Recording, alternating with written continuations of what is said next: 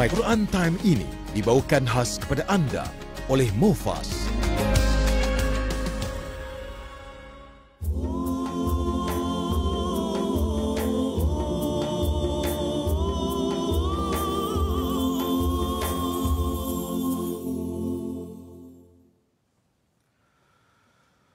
قال رب اغفر لي ولأخي وأدخلنا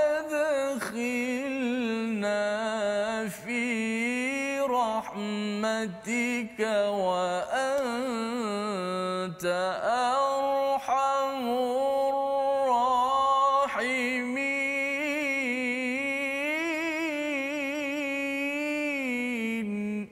صدق الله.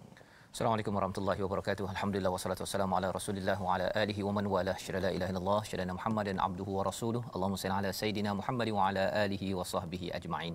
Apa khabar tuan-tuan dan puan yang dirahmati Allah sekalian? Kita bersyukur pada Allah Subhanahu wa taala pada hari Jumaat penuh barakah ini kita bertemu untuk mendalami isi kandungan daripada Alkitab, daripada Al-Quran, untuk sama-sama kita mengambil hidayah pedoman daripada kisah Nabi Musa yang telah pun kita lihat pada hari semalam, beberapa hari sebelum ini. Kita ingin menyambung pada hari ini pada halaman 169, bagaimanakah babak seterusnya yang berlaku kepada Nabi Musa sementara bersama dengan Tuhan, kemudian balik bertemu dengan Bani Israel kaumnya. Pada hari ini kita bersama dengan Ustaz Tirmizi Ali. Apa khabar Ustaz? Alhamdulillah. Alhamdulillah Ustaz ya. Kita berada pada babak seterusnya. Betul. Melihat pada kisah perjuangan Nabi Musa, dan perjuangan Nabi Musa ini amat menarik Ustaz ya. Sebenarnya bercakap tentang perjuangan tauhid. Bila seseorang itu ada perjuangan tauhid yang diutamakan, perjuangan untuk mengutamakan hak orang lain, hak diri sendiri ini dapat diuruskan dengan lebih baik ya. Tetapi kalau tidak ada perjuangan tauhid, tidak ada perjuangan untuk orang lain, ia kesannya ialah bab kita sendiri asyik nak bergaduh saja, tak puas hati setiap hari ya. Pada waktu PKP ya, tak puas hati dalam rumah ya, di luar rumah nak komplain dekat Facebook dan sebagainya, kerana ia ada kaitan dengan dasar perjuangan. Dan ini yang kita ingin lihat pada hari ini pada halaman 169. Kita mulakan dengan Ummul Quran Al-Fatihah bersama Ustaz. أعوذ بالله من الشيطان الرجيم. بسم الله الرحمن الرحيم. الحمد لله رب العالمين. الرحمن الرحيم. مالك يوم الدين. إياك نعبد وإياك نستعين. اهدنا الصراط المستقيم. صراط الذين أنعمت عليهم غير المغضوب عليهم ولا الضالين.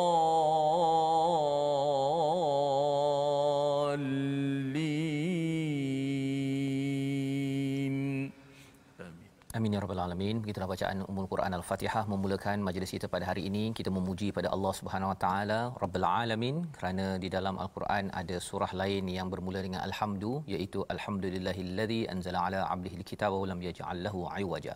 Dalam surah Al-Kahfi yang disunahkan pada tuan-tuan, mungkin tuan-tuan sudah pun membaca pada hari ini. Kalau belum, nanti boleh ambil kesempatan untuk menghabiskan bacaan daripada surah Al-Kahfi, iaitu kita memuji pada Allah bagaimana menguruskan iman kita, menguruskan harta kita, menguruskan ilmu dan menguruskan kuasa yang Allah pinjamkan kepada kita.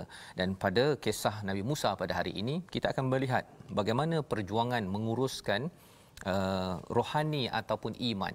Nabi Musa amat menjaga kaumnya, bukan sekadar nak menyelamatkan Bani Israel keluar daripada Firaun, keluar daripada tekanan, tetapi perlu keluar daripada kehambaan sesama manusia kepada kehambaan yang sebenar-benarnya kepada Allah Subhanahu Wa Taala. Jadi mari sama-sama kita perhatikan sinopsis bagi halaman 169. Pada ayat 150 Allah menyatakan tentang bagaimana marahnya Nabi Musa terhadap Nabi Harun kerana kes penuhanan anak lembu As-Samiri, ya, anak lembu yang dibuat daripada emas yang ada bunyi daripada lembu buatan tersebut, dan mereka kagum, mereka menjadikan itu sebagai tuhan. Dan kemudian pada ayat 152, balasan orang yang zalim ketika membuat patung anak lembu dan diterimanya taubat mereka. Ya, jadi ini Allah memberikan peluang kepada mereka. Dalam masa yang sama pada ayat 154, akhir kisah pembuatan patung anak lembu sebagai tuhan, dan ayat 155, Nabi Musa memilih 7 orang ketua untuk bertemu dengan Allah, bercakap, melihat dan memunajat kepada Allah Subhanahu Wa Taala, mohon keampunan daripada kesilapan yang telah berlaku. Jadi kita sama-sama mulakan dengan bacaan ayat 150 hingga ayat 152, melihat babak Nabi Musa marah. Adakah kita dibenarkan marah dalam kehidupan sampai tarik janggut, tarik rambut? Kita baca dahulu ayat 150 hingga ayat 152. Masih Fadil Ustaz Tuan Fazrul, penonton-penonton, sahabat-sahabat Al-Quran, My Quran Time, baca faham amal, kita teruskan share rancangan kita ini. Mudah-mudahan kita menjadi asbab kepada mereka dapat belajar ilmu Al-Quran Karim. Alhamdulillah. Babak seterusnya kisah Nabi Allah Musa alaihissalam, sudah pasti tuan-tuan, puan-puan semua tak sabar nak tahu kisah apa seterusnya tentang kisah Nabi Allah Musa alaihissalam yang begitu hebat. Kita tahu bagaimana para nabi alaihi wassalam sentiasa ingin mengajak umat atau kaumnya kepada landasan yang betul, kepada perjalanan hidup yang diridai oleh Allah Subhanahu Wa Taala. Ayat 150 hingga 152. Jom sama-sama kita membaca. Auzubillahi minasyaitanir rajim. ولما رجع موسى إلى قومه غضبان أسفا قال بئس ما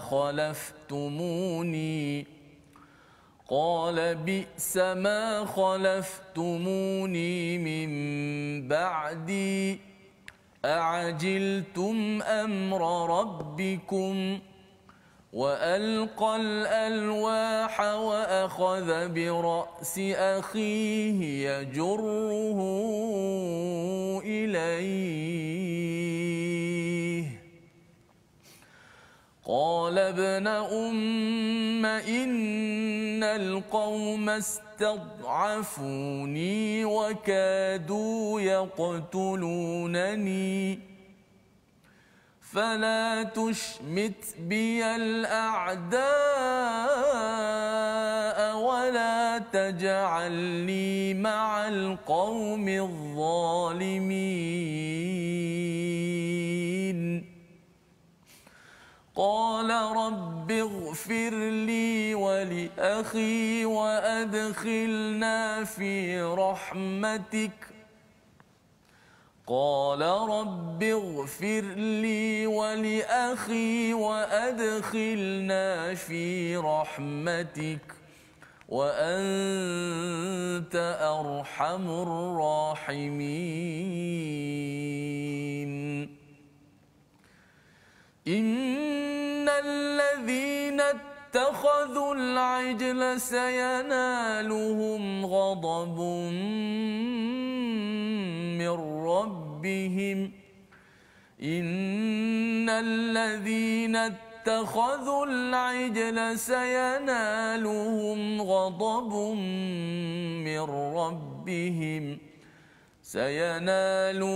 غضب من ربهم وذلة في الحياة الدنيا وكذلك نجزي المفترين. صدق الله. Surah Al-Azim, gitulah bacaan daripada ayat 150 hingga 152. Apabila kita melihat pada hari semalam bahawa penduduk ataupun kaum Nabi Musa, Bani Israel itu sudah berbuat kesalahan besar, iaitu syirik kepada Allah Subhanahu Wa Taala. Seperginya Nabi Musa bertemu Allah Subhanahu Wa Taala selama 40 hari, mereka didatangi ataupun dipengaruhi oleh Samiri. Ya, ini dijelaskan tambahannya pada surah lain iaitu surah Taha dan beberapa surah lain, iaitu Samiri menyatakan bahawa mungkin Nabi Musa tu dah mati kot. Ya, pasal apa? Pasal lama sangat, 40 hari. Cuba tuan-tuan bayangkan, ya, apabila ayah outstation, bos outstation, dan outstationnya bukan 3 hari, bukan seminggu, ya, dan dia tak beritahu pun, ya, kalau dia kata 30 hari pun, lepas 30 hari tak muncul-muncul. Rupa-rupanya ada extend selama 10 hari, 40 hari. Maka pada waktu itu mereka membuat berhala ataupun patung daripada emas, ya, berbentuk lembu. Itu sebabnya lembu ini adalah salah satu binatang yang turun temurun disembah oleh manusia. Kerana apa? Wallahu alam, tetapi ia adalah lambang kepada banyak faedah, banyak manfaat. Maka itu yang menjadi sebahagian agama menyembah kepada lembu ini sendiri sampai zaman sekarang. Maka apabila berlaku perkara ini, walamma raja'a Musa, dan ketika Musa kembali kepada kaumnya, ghadbana asifan, ya, dalam keadaan marah dan juga hiba, sedih. Jadi perkataan ghadban ini maksudnya ialah memang dah siap-siap marah, Ustaz, ya, bukannya Nabi Musa jumpa baru marah. Awal-awal dah marah. Macam mana pula boleh awal-awal marah? Kerana kalau dalam surah Taha itu Allah memberitahu kepada Nabi Musa bahawa sebenarnya pada waktu dia bertemu Allah itu ada sesuatu yang sedang berlaku pada kaumnya, mensyirikkan kepada Allah SWT. Jadi Nabi Musa dah dapat berita ni lebih awal daripada Allah. Disebabnya perkataan di sini ghadbana asifan, iaitu sudah sedia marah, ya, dalam masa yang sama dia asifan.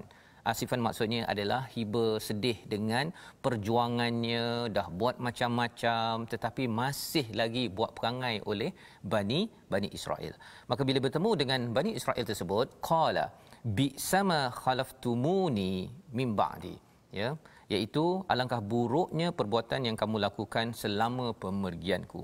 Maksudnya Nabi Musa melepaskan kemarahannya. Tidak cukup dengan itu, beliau menyambung a'ajiltum amra rabbikum, ya, kamu ni mengapa nak cepat sangat, ya, berbanding dengan nak tunggu perintah daripada Allah SWT. Aku pergi ambil perintah daripada Allah, kamu dah tak sabar dah, sanggup kau cakap apa? Kalau Samiri itu dalam tafsir Hamka ni dinyatakan bahawa Nabi Musa sudah mati. Jadi mereka membuat ajiltum, ajil, iaitu ataupun isti'jal, dia bersegera untuk membuat kesimpulan awal. Jadi ini pelajaran penting, ya, dalam kehidupan kita. Bila kita ada pemimpin, dalam keluarga ada ayah pemimpin, jangan buat kesimpulan awal, tentukan dahulu. Yang penting kalau nak buat kesimpulan awal untuk sesuatu yang lebih baik, bukannya untuk menjadi lebih tidak baik. Okey, jadi ini perkara penting, ya, bagi ibu-ibu, ya, jangan pula cakap pasal ayahnya balik lambat, kan, dia cakap pada anaknya ayah kamu tu memang, ya, kerja contohnya lah, kan, ataupun ayah bila mak balik lambat, ya, daripada kerja ke, tak ada pula ni mak kamu ni pergi mana pula. Jangan dinegatifkan perkara tersebut. Pasal apa? Inilah antara kerja Samiri yang nak bawa pada syirik, dan sudah tentunya isti'jal minasyaitan dalam hadis, iaitu kita membuat kesimpulan awal yang negatif, sebenarnya itu adalah daripada syaitan. Syaitan memang suka kalau boleh kita membuat kesimpulan yang salah, menyebabkan kita buat lebih banyak lagi perkara dosa dan juga maksiat. Wa alqal alwah, apa yang dibuat oleh Nabi Musa selepas itu, dibalingnya alwah ini adalah lembaran-lembaran Taurat yang diterima selepas balik daripada bertemu Allah Subhanahu Wa Taala. Dan lebih teruk daripada itu, wa akhadha bi ra'si akhi, ditariknya kepala, ya, maksudnya rambut kepada Nabi Harun, abangnya ni, ya, abang senior lebih 3 tahun lebih tua, ditariknya. Dalam surah lain ditariknya janggut. Maksudnya dua-dua kena tarik, ditarik rambut, ditariknya janggut, yajurruhu ilaih, ditariknya kepada dirinya, qalaban umma, ya. Apa kata Nabi Harun yang ditarik tersebut? Tak sempat cakap ya ibnu ummah, ya tu tak sempat, ya. Kalau ya tu biasanya wahai, tak ada dah, ni pasal dah terlampau sakit dah ni, ya. ibnu Ummah, ya. Jadi sebenarnya respon Nabi Harun ini adalah rahsia, tuan-tuan sekalian. Kalau kita bertemu dengan bos yang bengking, kan, ataupun kita jumpa dengan suami yang pemarah ataupun isteri yang pemarah, ini tekniknya. Yang pertama apa? Yang pertama, Nabi Harun ini adik-beradik, ya, adik-beradik, dia cakap ibnu Ummah, ya, maksudnya wahai anak ibuku. Pasal apa? Pasal yang boleh menyentuh hati Nabi Musa yang marah pada waktu itu ialah ibunya, ya. Itu adalah soft spot bagi seorang insan. Mungkin bagi seorang suami ke, isteri ke, bos ke, kan, mungkin kerana apa, wahai bos kesayangan ataupun bos, untuk kita apa, kita ni satu organisasi ataupun ni kita satu keluarga, kita nak jaga keluarga kita masuk syurga. Perkataan itu untuk terus menyentuh kepada emosi. Tapi yang pastinya Nabi Harun qala. Apa maksud qala? Bercakap. Dia tak balas. Dia tak balas tarik rambut Nabi Musa ke, pergi tumbuk ke, ya, tak. Ya, dia balas dengan perkataan. Yang pertama, innal qaumastad'afuni, sesungguhnya kaumku itu telah menganggap aku lemah. Jadi Nabi Harun mengaku kelemahan. Ya, berbeza dengan Nabi Musa. Nabi Musa ini karakternya amat kuat. Bila tengok ada perempuan, 2 orang anak perempuan yang dipotong lelaki ketika beliau baru lari daripada Mesir, sepatutnya tengah letih, tak payahlah nak kisah pasal orang lain. Tetapi karakter yang kuat itu pada Nabi Musa menyebabkan beliau terus sahaja pergi membantu 2 orang perempuan tersebut, dan akhirnya beliau bertemu dengan Nabi Shu'aib di Madian. Jadi Nabi Harun mengatakan bahawa kaumku Bani Israel ini menyatakan ataupun melihat aku lemah, tak macam kau. Ya, wakadu yaqtulunani, ya, yang ketiganya dan seterusnya, mereka nyaris nak membunuhku. Beritahu hakikat sebenarnya, ya, hakikat yang menyebabkan soft spot emosi bagi Nabi Musa itu, oh, rupanya abang aku ni nak dibunuh. Ya, satu demi satu diberitahu. Bukannya Nabi Harun tak nak buat tugas dilaksanakan, tetapi mereka nak diancam bunuh. Kalau mengikut riwayat, Samiri mengancam untuk membunuh kepada Nabi Harun. Fala tushmit biyal a'da, ya. Maksud apa? Jangan kamu gembira dengan kemenangan, jangan kamu menyebabkan musuh gembira dengan perkara ini.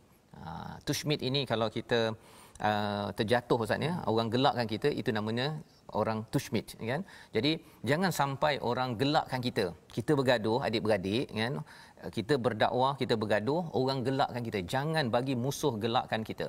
Wala taj'alni, janganlah jadikan aku daripada galangan orang yang zalim. Jadi ada beberapa komponen bagaimana Nabi Harun membalas kepada Nabi Musa yang sedang marah pada waktu itu.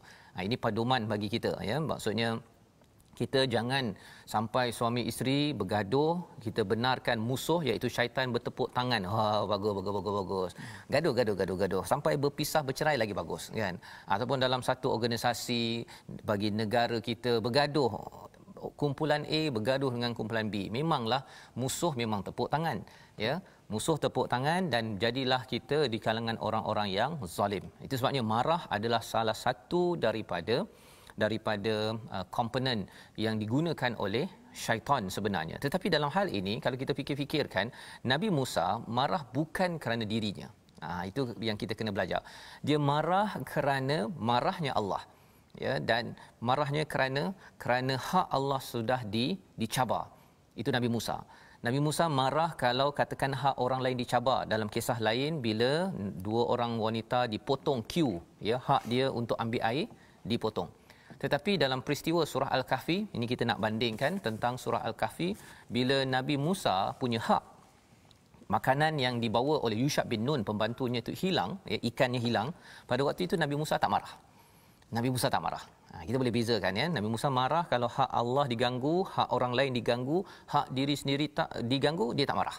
Walaupun dia tumbuk Yusha bin Nun untuk ikan hilang. Aku lapar ni, contohnya, ya. Ini pelajaran untuk saya, tuan-tuan. Kita ambil pelajaran. Apabila seseorang itu sedang berjuang pada tauhid, sedang berjuang untuk orang miskin, hak orang lain, kita akan kurang melihat kepada hak kita. Pasal kita tahu bahawa hak orang lain lebih penting, hak Allah lebih penting untuk kita perjuangkan. Tetapi kalau kita tidak ada perjuangan, kita duduk relax kat rumah, tak ada nak perjuangkan, nak ajak orang ke arah kebaikan, nak memperjuangkan orang miskin, keluarga kita dan sebagainya, kita akan cakap hak saya hari ini saya nak minum teh, nak minum makan tom yam, saya nak itu, nak ini. Kita akan banyak berfikir pada tak puas hati perkara tersebut, bukan tak puas hati untuk membantu orang lain. Jadi ini digelar sebagai wala taj'alni ma'al qaumidh zalimin, jangan aku ini jadi di kalangan orang yang zalim, iaitu menyembah daripada anak lembu dalam konteks Nabi Harun pada waktu ini. Dalam konteks kita tidak mahu jadi orang yang hanya memperjuangkan diri kita sahaja, ya, tetapi kita perlulah jadi orang yang tidak zalim, memperjuangkan hak Allah. Inilah perjuangan yang paling tinggi untuk bersama anak dengan masyarakat, hak masyarakat. Jangan rasuah. Kalau kita bercakap tentang kisah-kisah sebelum ini, perjuangan ekonomi dalam kisah Nabi Shu'aib ataupun perjuangan sosial kaum Nabi Lut contohnya, semua ini adalah perjuangan untuk menyebabkan kita tidak jadi orang yang zalim. Baik. Kemudian bila sudah pun dibalas oleh Nabi Harun begitu, Nabi Musa baru sedar bahawa dia tersilap. Dia tersedar, dia pergi marah kepada Nabi Harun, kepada pembantu-pembantu Bani Israel, dan juga beliau sendiri sebagai seorang rasul. Tuan-tuan boleh bayangkanlah, ya, seorang rasul pergi tarik, ya, janggut ataupun kepala rambut abangnya, ya. Jadi dengan kesedaran itu Nabi Musa menyatakan rabbighfirli wali akhi. Dimulakan dahulu dengan minta ampun untuk dirinya. Pasal Nabi Musa fokus kepada dirinya. Ini pelajaran penting. Seorang rasul pun bila ditegur, ya, ini perjuangan, dia berjuang untuk Allah, bukannya berjuang pasal tak dapat makan, pasal mungkin tak dapat telur tembakul, ustaz, ya. Dalam kisah Melayu kita, mak tak dapat telur tembakul, masuk gua ke apa sebagainya, itu doesn't work, kan? Tak bukan itu kaedahnya, ya. Si emak mesti perjuangkan tauhid dalam diri anaknya. Jangan sampai anak mentauhidkan emak di dalam rumah, ya. Hormat tetap hormat, tetapi jangan sampai anak rasa bersalah kalau mak tak puas hati, tapi kalau tak sembahyang tu kita rasa macam okey sahaja. Tak baca Quran tak apa, ya. Jadi perkara-perkara itu perlu kita letakkan keutamaan. Jadi di sini Nabi Musa menyatakan wa adkhilna fi rahmatik, masukkanlah kami dalam rahmatmu, wa anta arhamur rahimin, ya, dengan keampunan barulah boleh memohon kerahmatan, rahmat kasih sayang daripada Allah Subhanahu Wa Taala.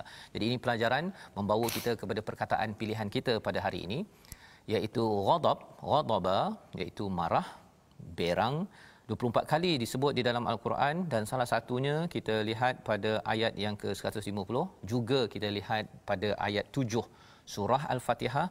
Kita tidak mahu jadi orang yang dimurkai, ya, dan disesatkan. Dan dalam hal ini orang yang dimurkai suka marah, ya, kepada orang lain kerana hak diri.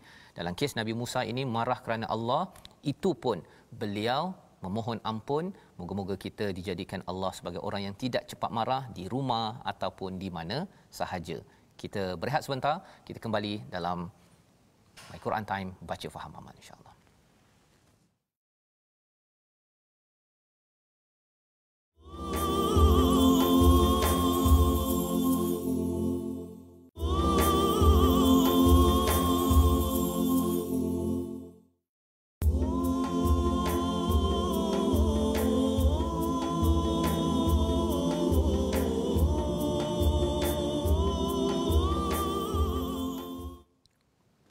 Alhamdulillah, terima kasih kepada semua penonton-penonton kerana terus setia istiqamah dalam My Quran Time, baca faham amal. Alhamdulillah, kita banyak-banyak syukur kepada Allah Subhanahu Wa Taala dapat lagi kita bersama dengan Al-Quran. Bukan sekadar kita membacanya dan kita menyelusuri bagaimana babak-babak seterusnya kisah Nabi Allah Musa alaihissalam yang sangat banyak dalam Al-Quran. Bukan sahaja-sahaja untuk kita dengar, tapi untuk kita menghayati, ambil pengajaran daripada kisah Nabi Musa, supaya kita ambil apa yang diperintahkan dan kita tinggal apa yang dilarang oleh kita, dilarang oleh Al-Quranul Karim. Baik, kita nak belajar sedikit tajwid pada hari ini. Kita dah bahas tentang hukum ikhfa, hukum ikhfa pada nun mati dan tanwin, iaitu nun mati ataupun tanwin bila berjumpa dengan 15 huruf-huruf ikhfa, maka kita kena ikhfakan nun tu. Nun itu kena baca secara ikhfa, iaitu sembunyikan makhraj nun berserta dengan dipanjangkan suara gunnah itu. Baik, pada hari ini kita nak tengok beberapa perkara tambahan berkaitan dengan ikhfa. Semoga ia dapat membantu untuk kita faham lagi tentang ikhfa. Yang pertama ialah hukum ikhfa ini wajib menjaga 3 perkara ketika bacaan ikhfa. Apa dia? Yang pertama, memelihara lidah daripada melekat pada gigi kacip atas supaya dapat berjauhan daripada makhraj nun. Sebab kita kata dah ikhfa ini kita sembunyikan nun.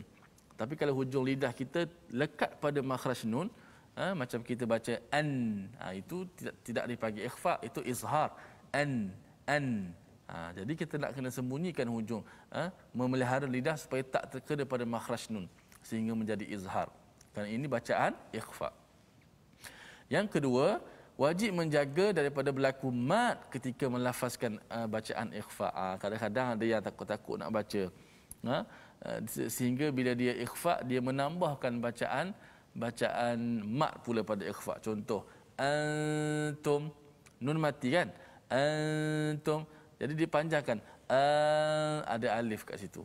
Sepatutnya nun bertemu dengan kaf. Contoh, ankum, ain, nun, kaf, ankum.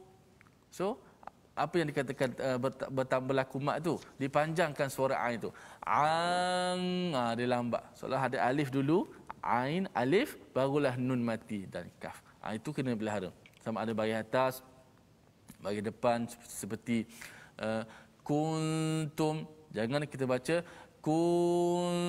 ada waw dulu mati, baru nak masuk nun gunnah. Tu silap, salah.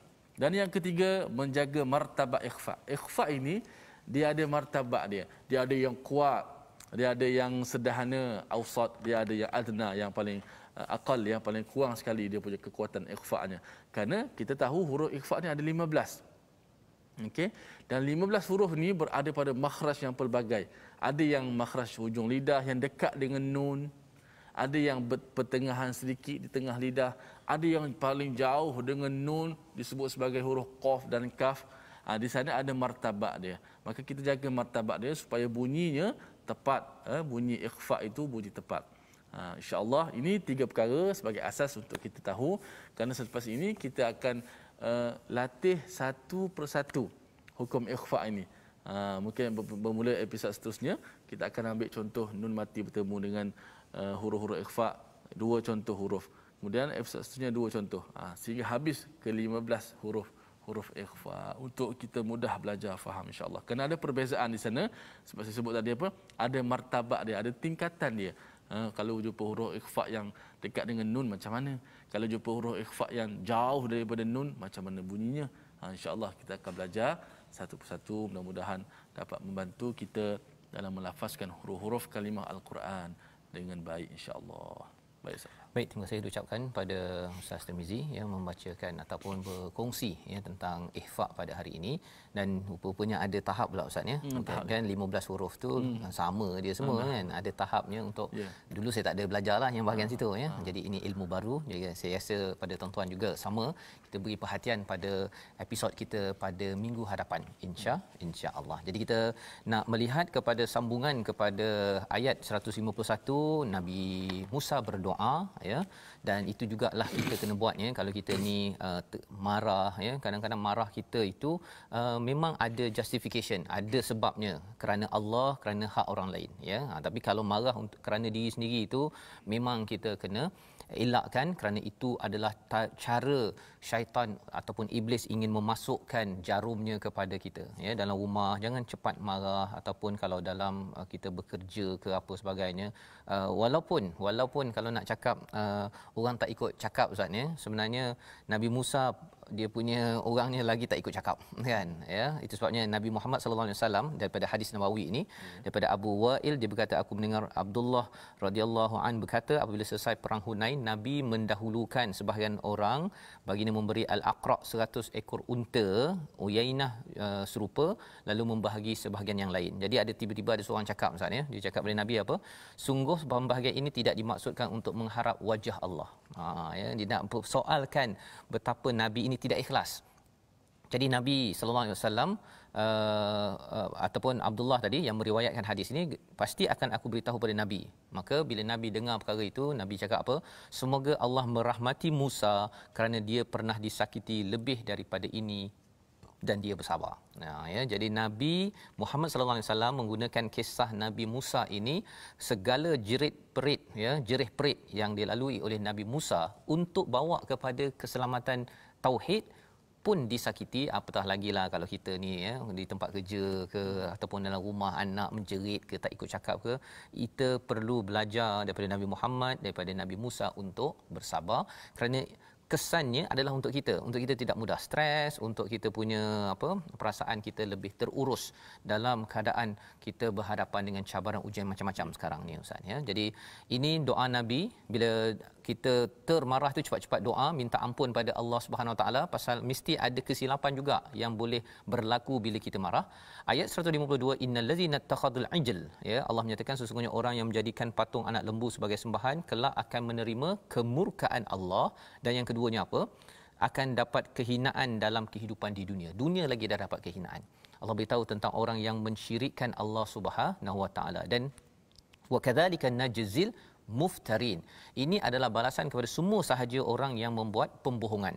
Ya, dalam kes ini berhala daripada emas tadi bentuk lembu, tapi kalau dalam hidup kita ada perkara yang Allah tak cakap dalam Quran, dalam hadis Nabi, dibuat-buat ya, dalam ekonomi yang kita belajar berkaitan dengan Nabi Hud ataupun berkaitan dengan Nabi Syuaib, dia tipu sana ataupun cakap Allah kata ataupun ini makanan sunnah ini memang boleh menyebabkan 1001 penyakit boleh selesai. Perkara-perkara pembohongan ini kalau dibuat, Allah kata wa kadzalika najzil muftarin, pembohongan atas nama Allah, atas nama Nabi, kesannya nanti mendapat murka Allah, dan yang keduanya akan dihina di dunia.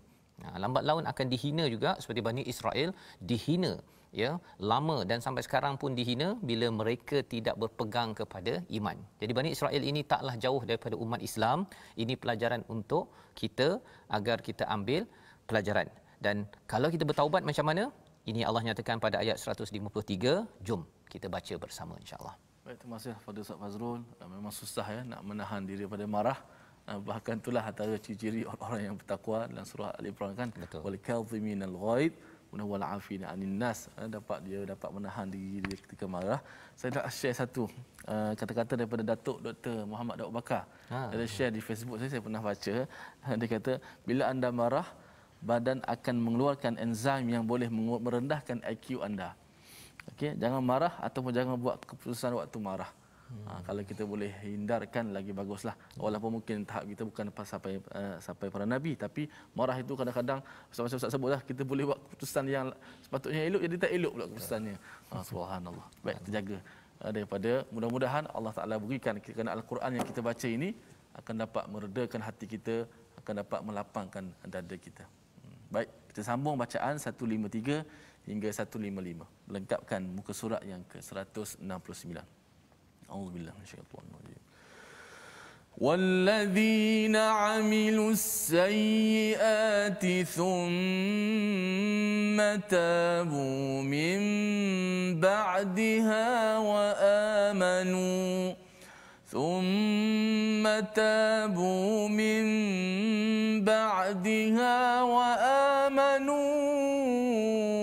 إن ربك من بعدها لغفور رحيم.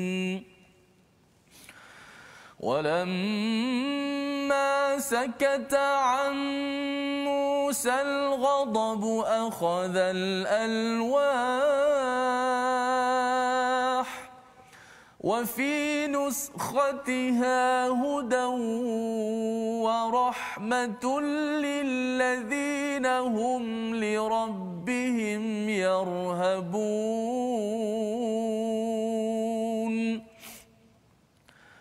واختار موسى قومه 70 رجلا لميقاتنا فلما أخذتهم الرجفة قال رب لو شئت أهلكتهم من قبل وإياي أتهلكنا بما فعل السفهاء منا إن هي إلا فتنتك تضل بها من تشاء وتهدي من تشاء أنت ولينا فاغفر لنا وارحمنا وأنت خير الغافرين. صدق الله. Surah Al-Azim, begitulah bacaan ayat 153 hingga ayat 155 untuk kita memahami lebih lanjut lagi kepada apakah yang berlaku kepada kisah berlakunya syirik dalam Bani Israel, dan juga untuk kita sama-sama mengambil pelajaran, ya. Kalau katakan kita terbuat sesuatu muftarin, sesuatu yang dibuat-buat bagi atas nama Allah ataupun Rasul, ya, tidak berteraskan kepada panduan daripada wahyu, maka Allah menyatakan pada ayat 153 walladzina amilus solihat, dan orang-orang yang telah melakukan kejahatan, ya, kemudian bertaubat dan beriman, nescaya setelah itu Tuhanmu Maha Pengampun lagi Maha Penyayang. Jadi Allah memberikan jaminan kepada kita, kalau orang itu melakukan sayyiat thumma tabu, dia bertaubat min ba'diha, selepas itu, dan betul-betul beriman, sesungguhnya Tuhanmu min ba'diha akan menerima taubat laghafurur rahim, ya, itu Allah ini Maha Pengampun lagi Maha Penyayang. Jadi poin di sini apa? Perlu bertaubat, ya. Dan taubat bagi Bani Israel pada waktu ini kita telah belajar dalam surah Al-Baqarah, iaitu Samiri ini dihalau, diusir, dan bagi orang-orang yang membuat syirik tersebut, bukan semua, ya, sebahagiannya sahaja, maka mereka ini syariat pada waktu itu adalah kena bunuh diri mereka. Tak sama macam zaman sekarang. Zaman sekarang kita boleh saja istighfar, kita bertaubat dengan tidak lagi berbuat kesilapan syirik tersebut, ataupun apa-apa syirik dalam ekonomi, syirik dalam sosial, dalam politik, ya, tidak perlu membunuh diri berbanding dengan syariat pada zaman Nabi Musa alaihissalam. Maka pada ayat 154 bersambung kisah ini, walamma sakata, apabila telah reda marah an Musa al-ghadab, ya, daripada Nabi Musa itu kemarahannya, akhadal alwah, beliau mengambil balik kepingan-kepingan alwah, iaitu yang ada Taurat isi kandungan di dalamnya.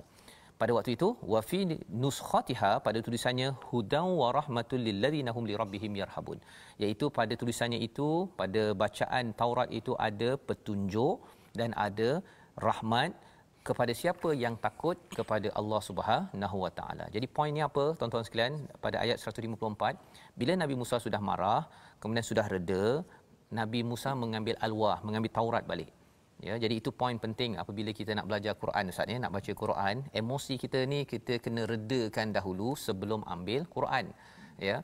Kita memang lepas tu kita kena baca auzubillahi minasyaitonirrajim. Pasal apa? Kalau marah-marah kita baca Quran, Ustaz, silap-silap ialah kita dapat satu dalil, kita pergi tembak orang lain. Ya, itu yang boleh berlaku juga, ya. Ataupun kalau katakanlah cikgu, kan, ibu ayah mengajar al-Quran kat rumah, si ayah ataupun ibu tengah marah kepada anak pasal baca alif tu tak betul, kan, ataupun ba tak betul. Pada waktu tu ada pula rotan contohnya, kalau dia marah sangat dia pam. Sebenarnya itu menyebabkan tidak ada hidayah dan tidak ada rahmah dekat situ. Mana mungkin kalau waktu mengajar Quran yang ada rahmah tapi penuh dengan kemarahan. Itu doesn't make sense, kan. Dan perkara ini mengapa marah? Kerana iblis tak suka tuan-tuan mengajar al-Quran pada anak-anak. Tak suka. Memang tak suka. Malah kita kalau nak mengajar Quran pun, ya, kalau bukan kerana hidayah daripada Allah, rahmat daripada Allah, cikgu-cikgu pun malas nak mengajar. Kan, boleh mengajar benda lain tapi bab mengajar Quran ini, terutama kalau mula dengan alif bata yang si anak murid pula degil ataupun kena berulang kali, ataupun dia juga cuba mengelak, cikgu nak mengajar dengan penuh kasih sayang, itu adalah amat sukar. kecuali apabila kita mendapat rahmat daripada Allah Subhanahu Wa Taala. Jadi ini Allah ingatkan tentang peranan Taurat pada zaman Nabi Musa dan juga mengingatkan pada kita ada Quran ya sebagai sumber hidayah dan sumber rahmat, tapi perlu dalam keadaan tenang kita mengambilnya ya. Pasal kalau tak tenang ustaz ya, yang hormon apa tadi itu, enzim ke apa semua tu, dia menyebabkan kita baca tu tak nampak dia punya rahmat point yang Allah sedang sampaikan. Maka selepas peristiwa ini Nabi Musa ingin membawa ataupun memilih 70 orang daripada ketua-ketua pada waktu itu bertemu dengan Allah SWT. Ya, Nabi Musa sudah bertaubat ya ataupun minta ampun pada Allah, Nabi Harun, tapi tidak cukup dua, perlu mengambil juga Bani Israel, dipilih 70 orang. Falamma akhazathumur rajfah, bila sampai ke sana apa yang berlaku gempa bumi. Ya, dalam dalam surah lain bercerita tentang mereka pun minta nak tengok Allah Subhanahu Wa Taala. Nabi Musa dah tahu tak nak dah minta nak tengok Allah. Kerana apa? Kerana Nabi Musa sudah pingsan sebelum ini. Dan pengikut ini dia minta, dan berlaku rajfah, ada yang kata mati, ada yang kata pingsan dan hidup balik semula. Pada waktu ini Nabi Musa mengadu kepada Allah SWT. Rabbi law syi'ta, ya Tuhanku, jika engkau kehendaki tentulah engkau binasakan mereka dan aku sebelum ini. Ya Allah, kalau engkau nak hancurkan, kau hancurkanlah aku, mereka semua dengan aku sekali lah. Kan? Ini Nabi Musa betul-betul nak sangat bantuan, tolong Allah, tolong ampunkan kami semua. Adakah engkau akan membinasakan kami kerana perbuatan orang-orang yang kurang berakal di antara kami?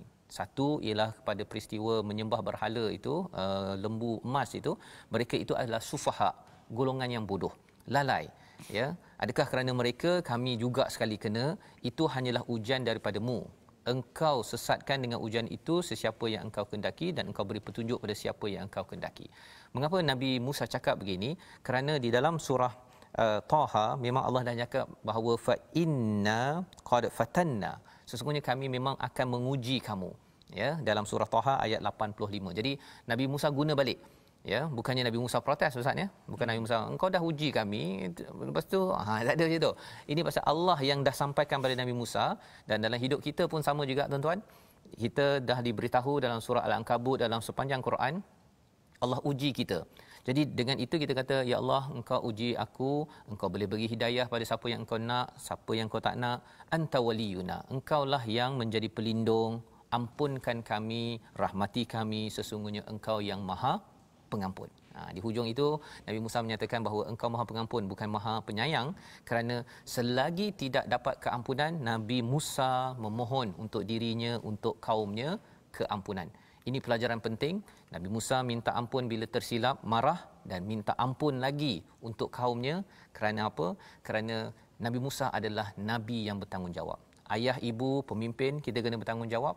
Jangan sampai kita kata, ini pasal orang bodoh je yang buat perangai, saya tak buat. Kan? Itu maksudnya tidak bertanggungjawab. Kita saksikan situasi apa yang kita belajar daripada halaman 169. Iaitu kaum Bani Israel, mereka memperolok-olokkan ya, menyatakan Nabi Musa dah balik ya, dia mengamuk ya kerana isu lembu emas berhala tersebut. Dan di belah kanan atas itu menyatakan Nabi Musa suruh bertaubat, dan mereka masih lagi ya mempermain-mainkan bahawa betul ke ya Allah akan hina ataupun murka. Dan di bawah kiri itu Nabi Musa mengajak 70 orang untuk bertemu dengan Allah Subhanahu Wa Taala, dan mereka mendengar kata bahawa 70 orang itu mati ataupun pingsan, dan mereka masih menyatakan bahawa Nabi Musa ni memanglah tak bawa, dia menyusahkan kita sahaja.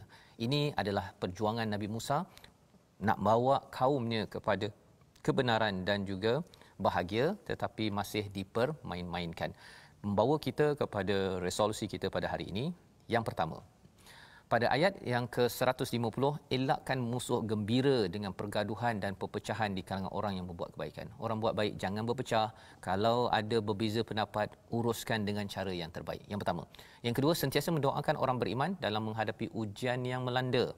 Ya, Nabi Musa doakan dirinya kepada abangnya Nabi Harun, jangan lupa minta ampun, kerana itu cara untuk kita kembali berdamai. Dan yang ketiga, jangan bersama orang yang gemar mengadakan pembohongan, agar kita tidak mendapat kemurkaan dan kehinaan di dunia ini lagi. Jadi kita doa pada Allah SWT, Allah pimpin kita terus berjuang dalam kehidupan. Silakan Ustaz. Bismillahirrahmanirrahim. Alhamdulillahirabbil alamin wassalatu wassalamu ala Rasulillah. Ya Allah, ya Tuhan kami, jadikanlah Al-Quran yang kami baca setiap hari ini masuk ke dalam hati-hati kami, ya Allah. Jadikanlah Al-Quran bergerak dalam diri kami, ya Allah. Ya Allah, akhlakkanlah kami dengan akhlak Al-Quran, ya Allah. Ya Allah, adabkanlah kami dengan adab daripada Al-Quran, ya Allah. Ya Allah, ilmukanlah kami dengan ilmu daripada Al-Quran, ya Allah. Ya Allah, lembutkanlah hati-hati kami ini, ya Allah. Ya Allah, jauhkanlah kami daripada pergaduhan dan permusuhan sesama kami sendiri, ya Allah. Ya Allah, andai kami berkhilaf, kami bergaduh, ya Allah, berilah kekuatan kepada kami untuk kami uruskan pergaduhan sebagaimana yang disunnahkan oleh Nabi Muhammad sallallahu alaihi wasallam. Al-Quranul Karim dan sunnah Nabi-Mu, ya Allah. Ya Allah, ampunkanlah dosa-dosa kami ini, ya Allah. Terimalah segala amalan kami ini, ya Allah. Amin ya rabbal alamin. Walhamdulillah. Amin ya rabbal alamin. Terima kasih diucapkan pada Ustaz Tirmizi membacakan doa, moga-moga Allah memimpin kita terus menjadi orang yang baik akhlaknya, tidak mudah marah, dan inilah salah satu daripada ciri yang kita ingin sebarkan dalam tabung gerakan Al-Quran. Tuan-tuan menyumbang dan juga menyokong kepada usaha ini agar masyarakat kita adalah masyarakat yang tidak melaksanakan muftarin, penipuan, pembohongan dari segi amalan budaya yang tidak berteraskan daripada wahyu daripada Allah Subhanahu Wa Taala. Kita bertemu ulangan pada jam 5, pada jam 10 malam dan 6 pagi. Rancangan ini dibawakan oleh Mufas yang terus berdoakan, terus berjuang sampai kita bertemu Tuhan. My Quran Time, baca faham amal, insya-Allah. اللهم ذكرنا منه ما نسينا وعلمنا منه ما جهلنا وارزقنا تلاوته آناء الليل وأطراف النهار واجعله لنا حجة يا رب العالمين.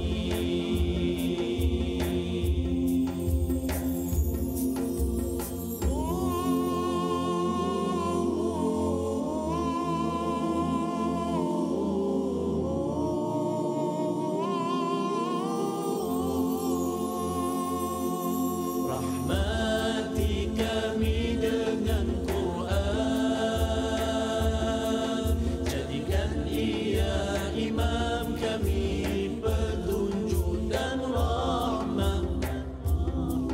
Allah ingatkan kami, apa yang terlupa ajar kami,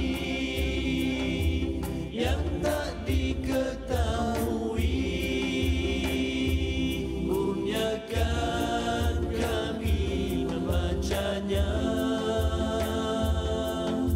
sepanjang malam, sepanjang siang. My Quran Time itu tadi dibawakan khas kepada anda oleh Mufas.